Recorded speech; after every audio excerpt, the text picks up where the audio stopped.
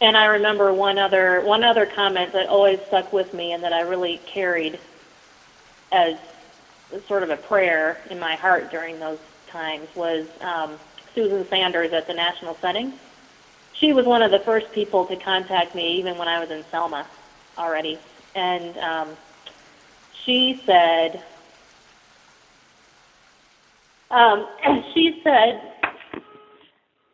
you know what? The United Church of Christ is going to love Back Bay Mission back to life, period. And that's what happened. So she was right.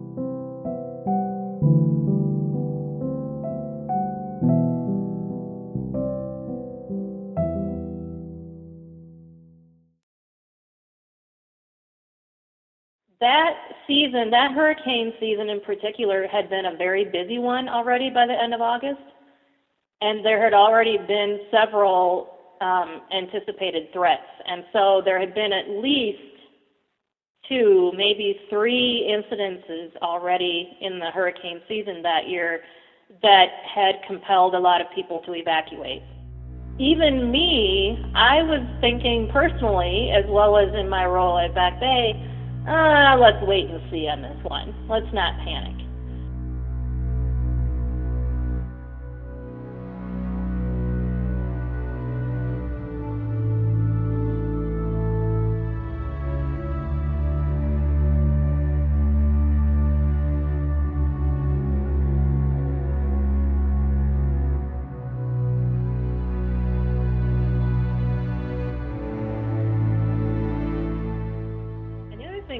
Especially for the community that Back Bay Mission serves, you know, in the poorer communities, if they had evacuated in those previous threats that season, they were way out of money and resources to evacuate again.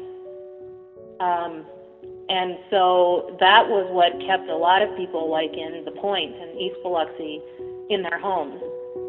Sort of their lack of resources to go again. And secondarily, for people in the Point, you know, they had this sort of common refrain that, well, you know, if Hurricane Camille didn't hurt my house, nothing can, because Hurricane Camille was the worst that it had ever been. That was in 1969. And so that was what people used as their measuring stick. And so a lot of people on the Point thought, I'll be fine. Yeah, I was fine then. It won't hurt me now. I'm staying where I am. And then, of course, Katrina blasted through any preconception of how bad a hurricane could be. And it was those people that also got hit bad.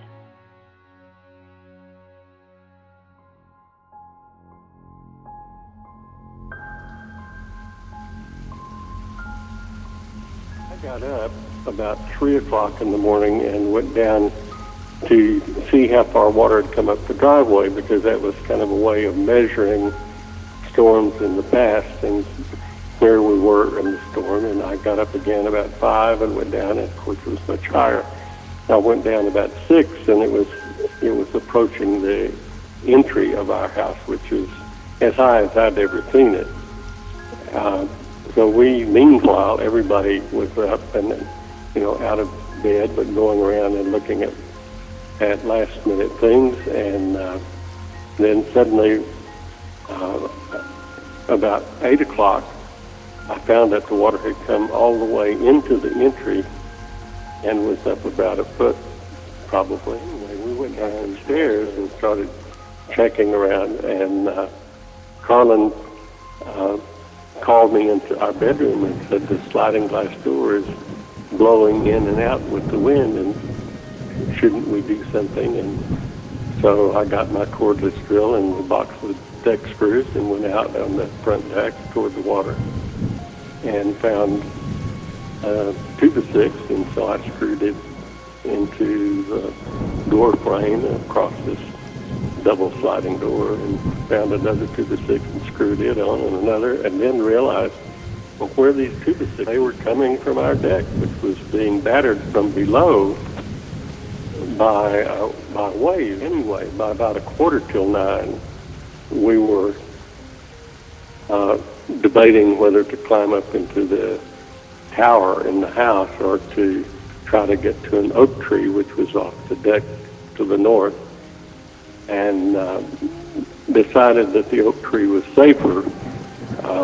And I had 100 or 50-foot electrical cable out on the deck, so we got over to the oak tree and secured it so people could hold on to it while swimming over to the tree. And so then we got our daughter and her dog and our son-in-law and our developmentally disabled son, Josh. And then Carlin, and finally, by the time I got in the water, the deck was collapsing. But I got over to the tree. I just had trouble getting up in it. But finally, being in the tree and with the wind howling all day, that storm sat on top of us for a long time. I kept thinking we would have the center of the storm pass over us at any time, and it'd be calm and we could talk and maybe have the eye. Have the eye, yeah, and we could talk and make some further plans or reassure each other or whatever. But it never did. We were in that northeast quadrant where all of the tornadoes always are. So and we continued to hear those winds all day, so loud most of the time that we couldn't have any conversation. When we were in that tree, we kept worrying about whether Josh, who is a diabetic and retarded, might fall into a low sugar coma and fall out of the tree. And then each of us on our branch, was devising his or her own plan about what they were going to do. That day during the storm, which, as Carlin said, was violent all day long, and we couldn't communicate very well, and also the wind would pick up and get even a higher intensity, and when it did, it would produce spray off of the water so that it was as if you were in a fog and couldn't see more than 50 feet. And then it would drop just a little, and we could see maybe a mile across the water, and all we could see were treetops.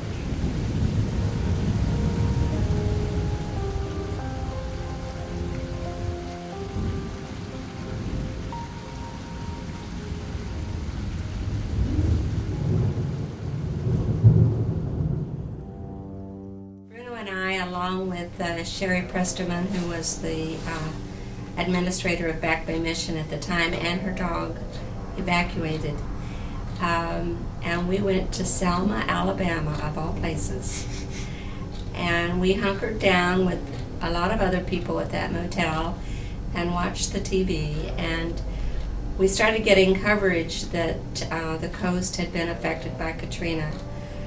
And but the cameras and the flyovers always stopped somewhere before our community, which is Ocean Springs.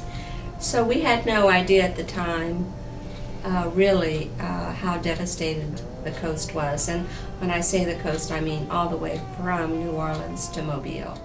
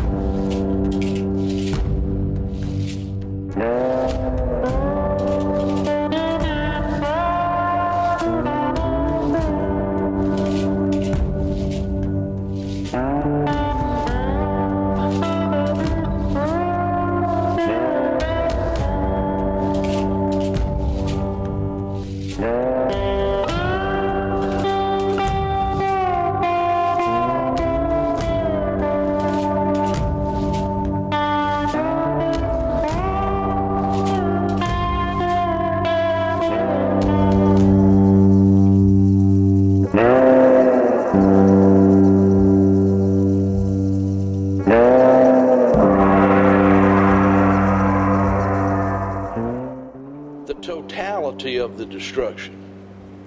So many places where a home had been, and there was nothing but a slab that looked like it had been swept with a broom.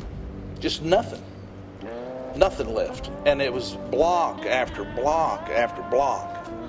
And when you'd think it was going to run out and there'd be 4 or 5 damaged houses in 3 or 4 blocks, you thought, well, you kind of come to the end of it.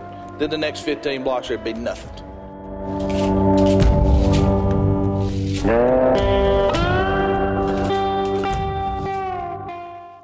You know, they didn't want anybody trying to come back in, that everybody was supposed to stay out.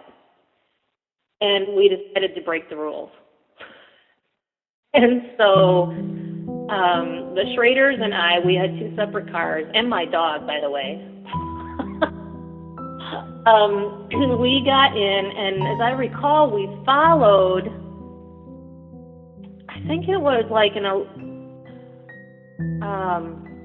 electrician's truck or somebody, I don't remember exactly what it was, but it was some sort of service that would be allowed through. Followed them. And we managed to get to our houses.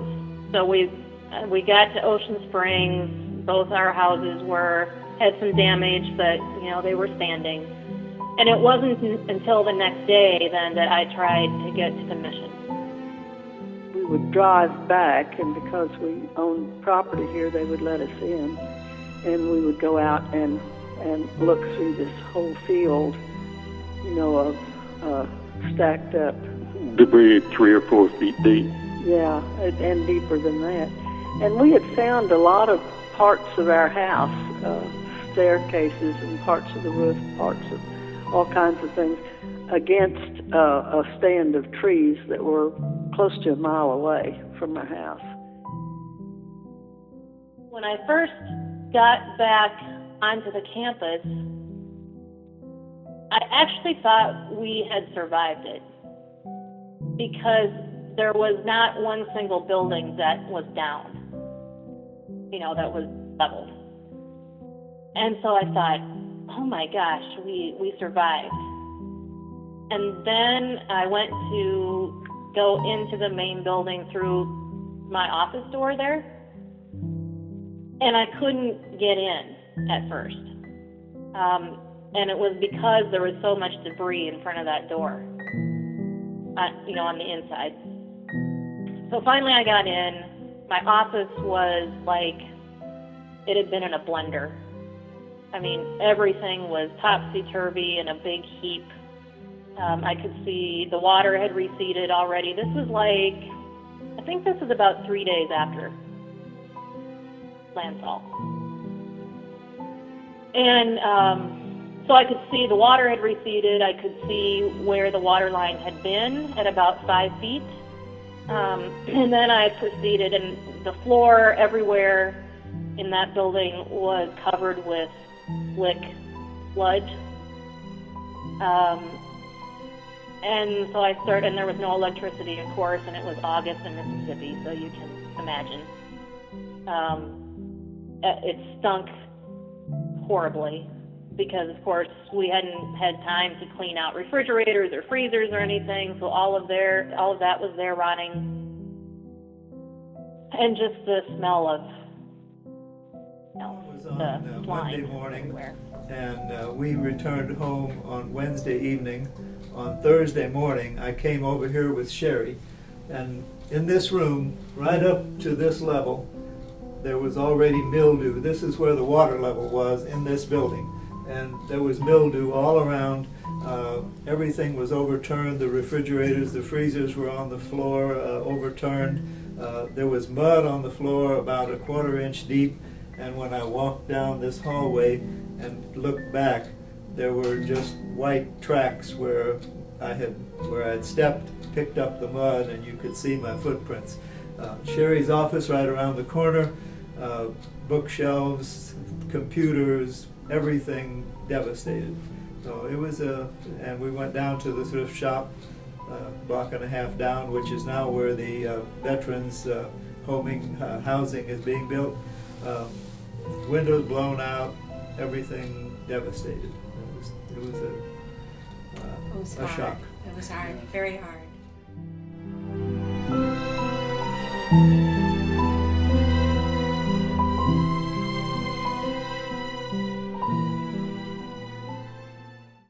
We rented one office trailer, and that's how we started again. And everybody on our staff that was left was in that office trailer. It was really something to behold. And we were seeing clients in that trailer. I mean, when we reopened and said that we were there to serve again, we had the first while we had clients lined up around the corner and down the street. And remember, we had nothing. We didn't have any files. I used to say we didn't have a paper clip to our name. Everything we had at that point was what we purchased, fresh, and we were totally starting over. Totally. In one trailer. And a trailer that was parked right beside the ruins of our campus. We were literally parked in that back parking lot. But from there, we got a second trailer, and we took boards from the old decking of the campus, and we built a deck and a ramp between the two trailers. And then eventually we got a third trailer, and then we figured out. In the meantime, we already had a list, because we had always scheduled a year and a half ahead for work camps. And so we already had all these groups booked to come. And after Katrina, of course, they really wanted to come. We didn't even know what the schedule was anymore. We had nowhere to house them, and there was nowhere in the community to house them. We had no tools anymore. No scaffolding, no nothing. Community-wide hadn't been set up. It was just FEMA and law enforcement going through. There was no work happening anywhere. But some groups came anyway, and they literally came with tents and with campers, and they pitched tent in the parking lot. One group in particular, I remember, the church in Archbold.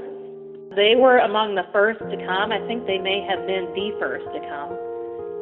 And they set up a camp, basically, in the parking lot. This was even before we had an office trailer set up there. And they were the ones, God bless them, that went in to the main building, pulled out everything from that. And this was like, maybe 3 weeks after the storm. So, all of the food and everything was still in there rotting. They were heroes. Yep, they were the first ones to come in, and then others followed, and we just kind of figured it out as we went along.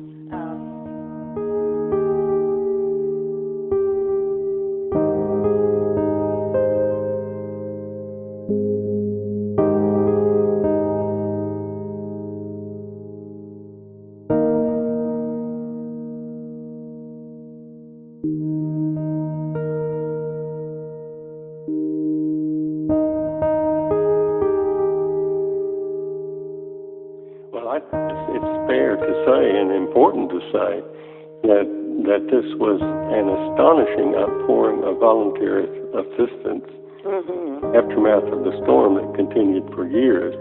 And this is not just on the part of religious groups, although there were Protestant, Catholic, Jewish, everything right down to Burning Man. There was a Burning Man contingent that came down, they came from all over the United States, but they were spurred into action by a guy who'd been going to the Burning Man event for 10 years, and he suddenly felt like he needed to be helping down here after Katrina, and so he emailed a bunch of people he knew and said, he owned a crane truck, and he said, I'm getting in the truck tomorrow, and I'm driving to Biloxi, and I'll meet you there.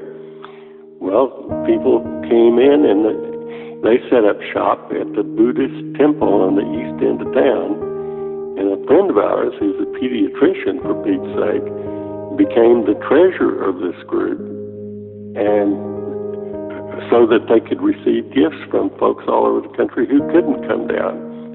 And they just did an astonishing amount of work. And this is an absolutely secular group, not acting out of any religious convictions. Anyway, it was just an astonishing lot of that.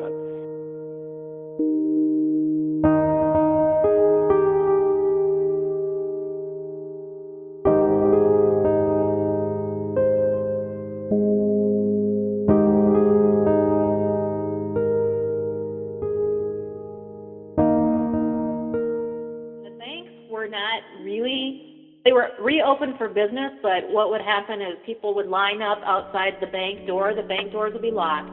You'd line up outside, and there'd be a security person at the door, and he'd let in one person at a time. Everybody had to stop at every contested corner, and there was an amazing amount of polite driving. And people really were polite to everybody, and that went on for quite a long time. Your identification was gone.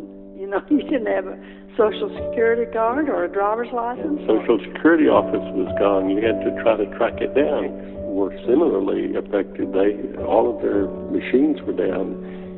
So for 2 or 3 weeks, we couldn't get more than $200 a day out of our bank account. We had to submit 2 kinds of documents. One, I had to submit the plans for the house with every window and door marked and all of the square footage, because they calculated what damages you were owed on your house, on the price of sheetrock today in Biloxi and the price of sheetrock screws today, and how many square feet of sheetrock did you have in the house. Every individual part of that structure had to be accounted for together with drawings indicating the whole house, because the whole house was destroyed. On the other hand, with our property, we had to submit an itemized list of every item that we owned, when and where we got it and how much it cost. And what the replacement cost was. So one of the most depressing tasks that I've ever engaged in, and I couldn't do more than an hour at a time, was to sit at a computer and say, okay, I've walked into the kitchen, I've opened the first drawer on the left, and in that drawer I found, and start enumerating the things I found in there, and then going back to a kitchen catalog and then trying to get a price that costs for each of those items. But the other thing that you're reminded of when you're doing that is that there are so many people who would not be able to do that task, that could either didn't have computers or didn't have maybe the drive or the understanding of what they had to do in order to get a fair settlement.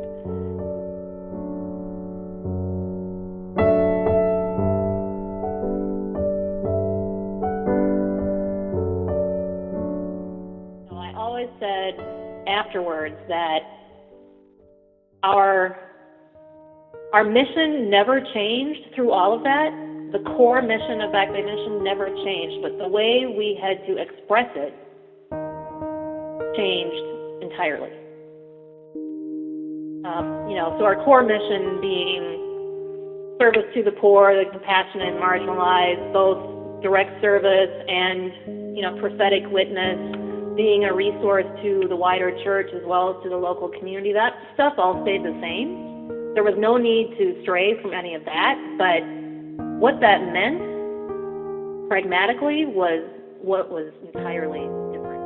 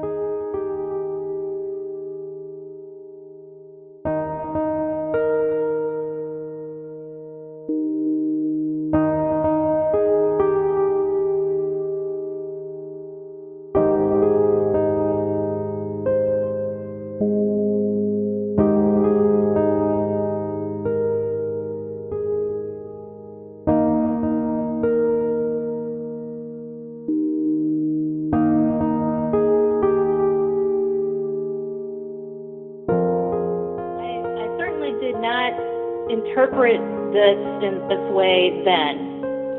It would have been impossible to do that. But in hindsight, that was the most extraordinary opportunity a person could ever have. To come to this blank slate moment. I mean, it wasn't a blank slate in the sense that we had historical presence in that community, a good reputation, and a nationwide network of support. Those things were still in place, and they were, what saved us. But blank slate in the sense that while every church loves to say, well, we've never done it that way before, so we're not doing it that way now, we couldn't say that because everything we contemplated was something that we had never done that way before. Everything.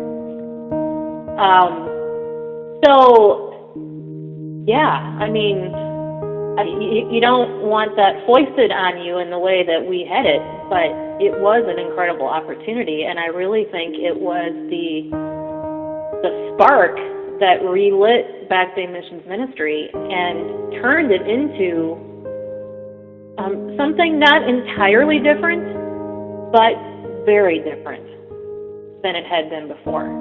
I mean, I wouldn't want to be given it in the way it happened there at that time, but there is a real gift to having to be in that sort of moment where you have total permission to dream and think and imagine differently. And you have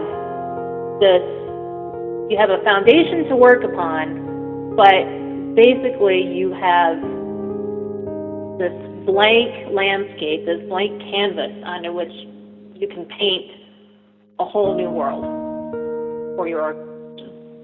It's pretty exciting to think about. Again, back then, I was not that excited.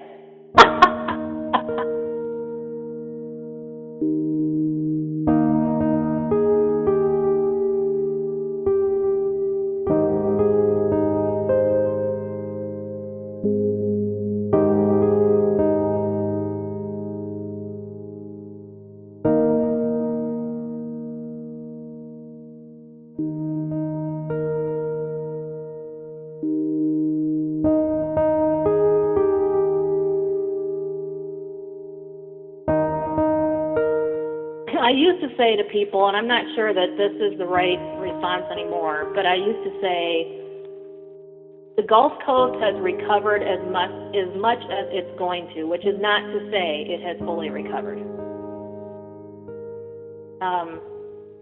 And I think,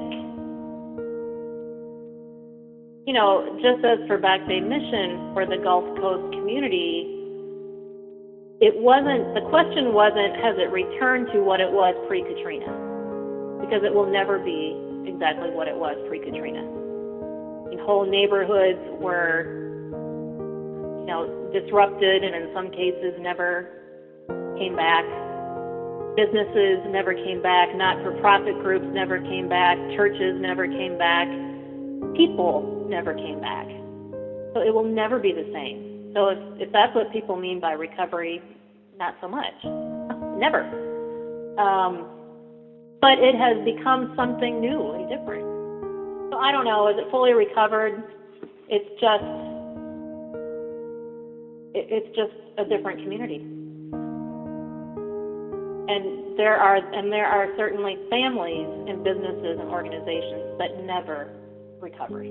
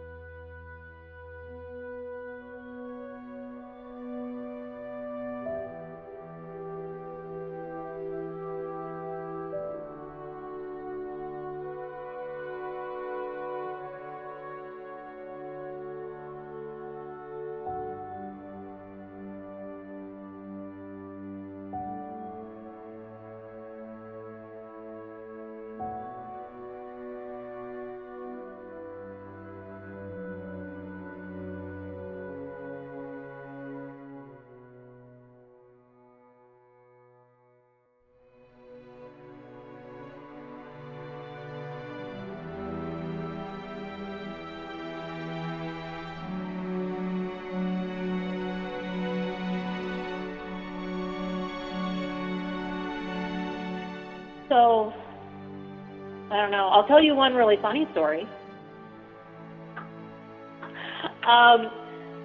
So because I was so fixated on getting people's paychecks to them, and we did nothing electronically then, so I knew I needed to get to the safe that was in a closet between my office and Lori's office. So I went I think it was maybe that first day, maybe second day that I went into the mission after the storm. I went to the safe, and of course the combination to the safe was in my desk drawer, which was now in a heap of, ruin. So I had to figure that out again. I finally got into the safe, and the safe that was supposed to be fireproof and waterproof was not. Water had also gotten into the safe. But I got in there and I pulled out all the checkbooks. The other thing was that there were a lot of checks, donations that were in the basket in the safe that had not been processed before the storm. And so we had, I don't remember how much, at least a couple thousand there that hadn't been processed.